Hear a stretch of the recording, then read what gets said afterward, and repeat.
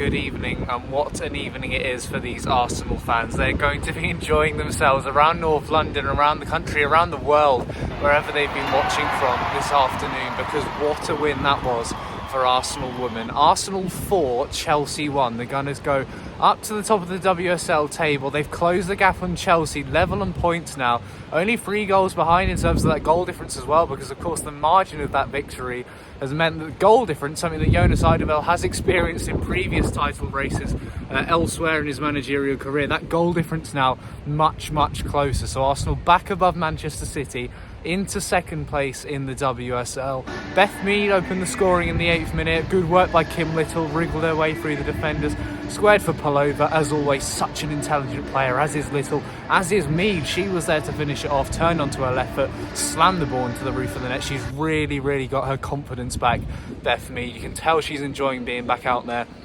and she certainly enjoyed that goal. Chelsea fighting back soon after, though. Manu Zinsberger to make a good save to deny Jessie Fleming. Fleming was then involved again as Chelsea drove forward on the counter-attack. She went wide to Joanna Ritting-Canarid, and it was an excellent finish past Manu Zinsberger, who will be frustrated to concede at her near post, but it was a really well-placed strike. So that levelled things up. It was a tetchy, hard-fought first half, and then all opened up midway through. Well, after midway through, if you like, actually. Steph Catley swinging in the corner, and there was Amanda Ilestedt. We saw what she could do with her head in the Women's World Cup in the summer, scoring all of those goals. Such a tall player, tallest on the pitch, a towering presence in the box, and she headed over the line to put Arsenal 2-1 up. And just as I was finishing typing that into the live blog, putting the tweets up, there goes Alessia Russo in behind, burying the ball into the bottom corner. 2 goals in 3 minutes. All of a sudden, Arsenal have that 2-goal cushion. Have to talk about the assist as well from Mia Valti. Just an absolutely outstanding pass, picking the ball up at left back, really, where Steph Catley would have been. Can't have been far from sort of Catley's normal position, on the turn away from her marker and just pinging it forward for Alessia Russo. Emma Hayes did say she thought Russo was offside, so I'll have to go home and have a look at that decision. Hayes did accept, as she did with the penalty that I'll come to later on, that those decisions really weren't going to impact the game as a whole, however, because Chelsea were outclassed on the day. So Arsenal 3-1 up at half-time. I did tweet at half-time, actually, the last time it was that scoreline after 45 minutes between Arsenal and Chelsea was, of course, the Conti Cup final at Selhurst Park, with Arsenal, no change to the scoreline in that game. Arsenal winning Jonas Eidevall's first silverware as head coach here at the Emirates. There was a change to the scoreline in the second half on this occasion, though. Alessia Russo brought down almost by a combination of Jess Carter, but mainly by the goalkeeper and Katrin Berger. Emma Hayes did tell us that it was the foul by Berger, which is why Chelsea were penalised. Russo winning the penalty, Russo burying the penalty.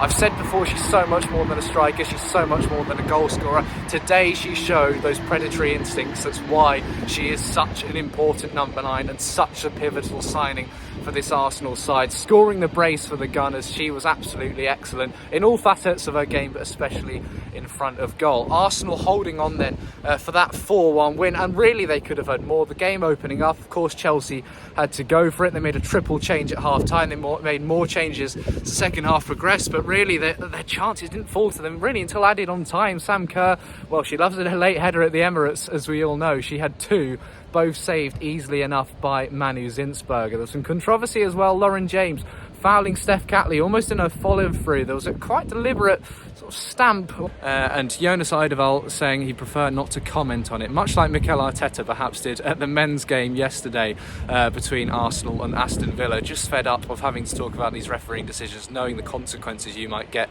if you do speak your mind. Emma Hayes choosing perhaps smartly to say she didn't see that incident itself. Eidevall unhappy that Arsenal received 6 yellow cards to Chelsea's 1, because he felt they made a similar amount of fouls across the 90 minutes. Off the pitch, once again, Arsenal fans and Arsenal as a club setting the standard. They've broken their own attendance record for the second time this season already. Over 58,000 here today. Not quite enough for a sellout. There were train problems as well. A load of travel problems today, some which have prevented some people from making the game, unfortunately. And what a game to miss as well. Do you feel for you guys if you were trying to get down here and were disrupted? So not quite a sellout, but it's only a matter of time before before we see another one. And Arsenal, a press release as well popped into my inbox just after that attendance was announced, saying over 25,000 tickets have already been sold for the game against Manchester United here in February, which is the fastest rate of which tickets have actually been sold for an Arsenal women game. So the progression just keeps on going. Jonas Eidevall has always asked in his press conference about the impact of the fans. He said he felt there was a real synergy today that perhaps we haven't seen before. The fans were on it from minute one, so were the players. They really bought into each other. You could see the players, the coaching staff revving up the fans often in the game, and it really did have an impact. They were fantastic. Credit to Chelsea, sold out their away allocation as you'd expect as well, but it was all Arsenal on and off the pitch this afternoon. Just a fantastic afternoon, as I say, for the Gunners. They move on to another London derby, this time a North London derby for the rest of the week actually, because they got Tottenham in the Conti Cup on Wednesday night. That's at Meadow Park as the wind blusters around me here outside the Emirates, and then they travel to Tottenham Hotspur Stadium on Saturday.